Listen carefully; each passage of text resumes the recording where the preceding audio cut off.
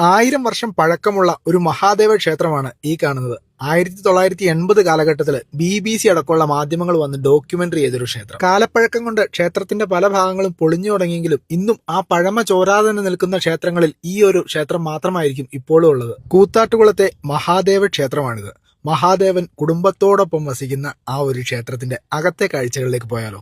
കയറുന്ന വഴി തന്നെ ബലിപ്പുരയുടെ മുകളിൽ രാമായണം കൊത്തിവെച്ചിരിക്കുന്ന പഴയ കൊത്തുപണികളും കാണാം. മധ്യ കേരളത്തിൽ തന്നെ മഹാദേവന്റെ ഏറ്റവും പ്രധാനപ്പെട്ട ക്ഷേത്രങ്ങളിൽ ഒന്നാണിത്. പരമശിവനും പാർവതിയും ഗണപതിയും സുബ്രഹ്മണ്യനും സമേതയുള്ള അപൂർവം സ്വയംഭൂ പ്രതിഷ്ഠയാണ് ഇവിടെയുള്ളത്. ഇതിനകത്ത് കയറിയപ്പോൾ തന്നെ ആ ഒരു അനുഭൂതി നിങ്ങളെ പറഞ്ഞറിയിക്കാൻ തന്നെ പാടുപെടുകയാണ്. കാരണം നിങ്ങൾ ഈ കാഴ്ചയിൽ കാണുന്ന ഓരോ ഫ്രെയിമും അത്രമാത്രം മനോഹരമുള്ളതാണെന്ന് ഞാൻ പറയാതെ തന്നെ നിങ്ങൾക്ക് കാണാൻ സാധിക്കുന്നുണ്ടല്ലോ. ഈ ക്ഷേത്രത്തിലെ പ്രധാന വഴിപാട് ഉമാമഹേശ്വര പൂജയും ജലധാരയും ഒക്കെയാണ്. നമ്മുടെ കേരളത്തിൽ തന്നെ ഇത്രയും സാംസ്കാരിക പ്രാധാന്യമുള്ളതും എന്നാൽ ഇത്രയും ജീർണിച്ച അവസ്ഥയിലുള്ള മറ്റൊരു ക്ഷേത്രം ഉണ്ടാകാൻ ഇടയില്ല എന്ന് തന്നെയാണ് തോന്നുന്നത്. ഒരുപക്ഷെ അക്കാലത്തെ ആ പഴമയുടെ കാഴ്ചകൾ തന്നെയാണ് ഇന്നും നമ്മുടെ കണ്ണിനെ കുളിർപ്പിക്കുന്ന ആ ഒരു മനോഹരമായ കാഴ്ച അല്ലെ.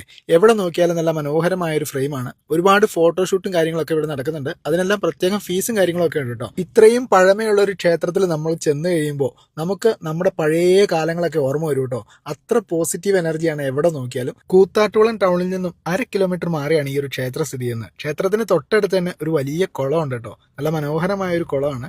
ഈ കുളവും ഈ ഒരു അമ്പലവും ഒക്കെ കൂത്താട്ടുകുളം എന്ന പേര് വരുന്നതിന് ഐതിഹ്യമുണ്ടെന്ന് പറയപ്പെടുന്നുണ്ട്.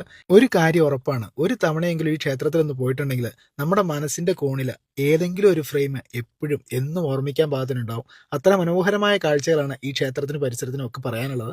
എന്തായാലും നിങ്ങൾ ഒരു ദിവസമെങ്കിലും ഒന്ന് പോയി കാണുക. മറ്റുള്ളവരിലേക്കും കൂടെ ഈ വീഡിയോ ഒന്ന് ഷെയർ ചെയ്ത് കൊടുത്തേക്കാം.